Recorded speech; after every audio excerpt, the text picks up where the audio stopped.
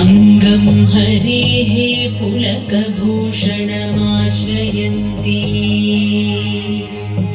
भृङ्गाङ्गनेव मुकुलाभरणं तमालम्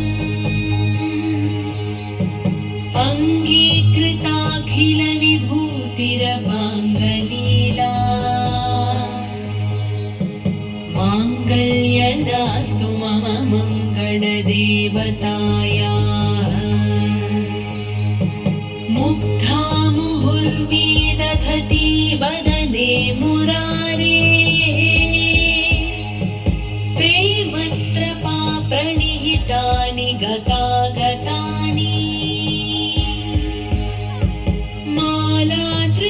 मालादृशोन्मधुकरीव महोत्पलेया सा मे श्रियं दिशतु सागरसम्भवायाः आमीलिताक्षमधिगम्य मुदा मुकुन्दम् आनन्दकन्दमनिमेषमनङ्गतन्त्रम् आकेकरस्थितकनीनिकपक्ष्मनेत्रम् भूत्यै भवे मम भुजङ्गशयाङ्गनायाः बाह्वन्तरे मधुजितः श्रितकौस्तुभेया हारावळीव हरिनीलमयी विभाति कामप्रदा भगवतोऽपि कटाक्षमाला कल्याणमावहतु मे कमलालयायाः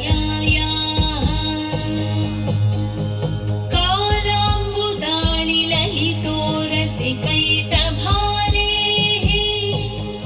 धाराधरे स्फुरति या तटिदङ्गनेव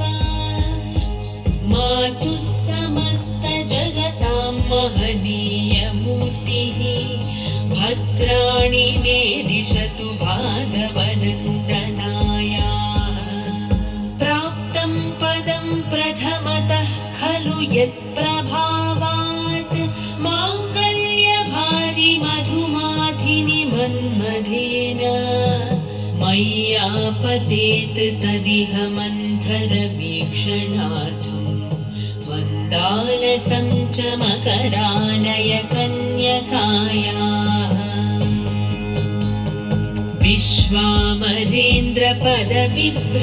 विश्वामरेन्द्रपदविभ्रमदानदक्षम् आनन्दहेतुरधिकं मुरविद्विषोऽपि ईशन्निषीदतु मयि क्षणमीक्षणार्थम् इन्दीवरोदर सहोदरमिन्दिरायाः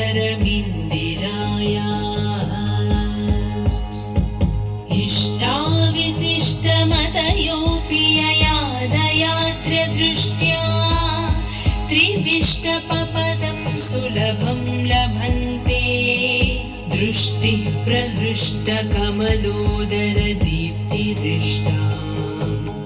पुष्टिं कृषीष्ट मम पुष्करविष्टरायाः दद्यादयानुपवनो द्रविणाम्बुधाराम्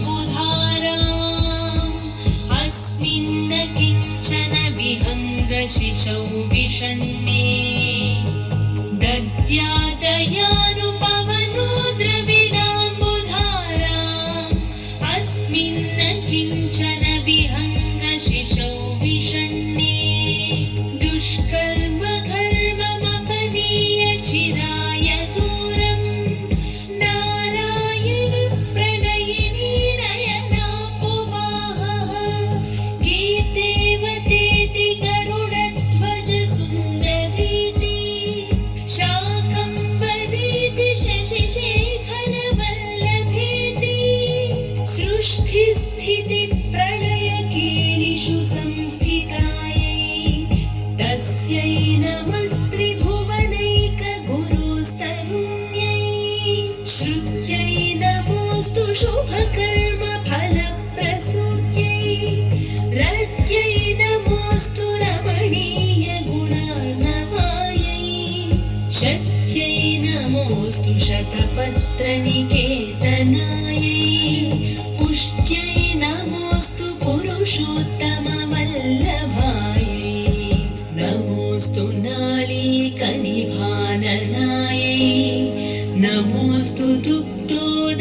जन्मभूम्यै नमोऽस्तु सोमामृतसोदरायै नमोऽस्तु नारायणवल्लभायै नमोऽस्तु हेमाम्बुजपीठिकायै नमोऽस्तु भूमण्डलनायिकायै नमोऽस्तु देवादिदयापरायै नमोऽस्तु शाङ्गायुधवल्लभायै नमोऽस्तु दिव्यै भृगुनन्दनायै नमोऽस्तु विष्णोरुरसिस्थितायै नमोऽस्तु लक्ष्म्यै कमलालयायै नमोऽस्तु दामोदरवल्लभायै नमोऽस्तु कान्त्यै कमलेक्षणायै नमोऽस्तु भूत्यै भुवनप्रसूत्यै नमोऽस्तु देवादिभिरर्चितायै नमोऽस्तु नन्दात्मजवल्लभायै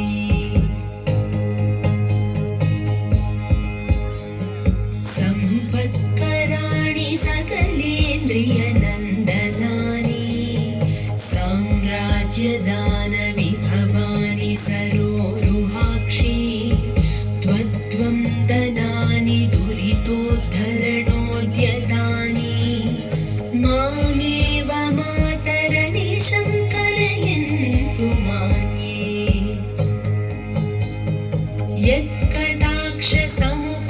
यत्कटाक्षसमुपासनाविधिः सेवकस्य सकलार्थसम्पदः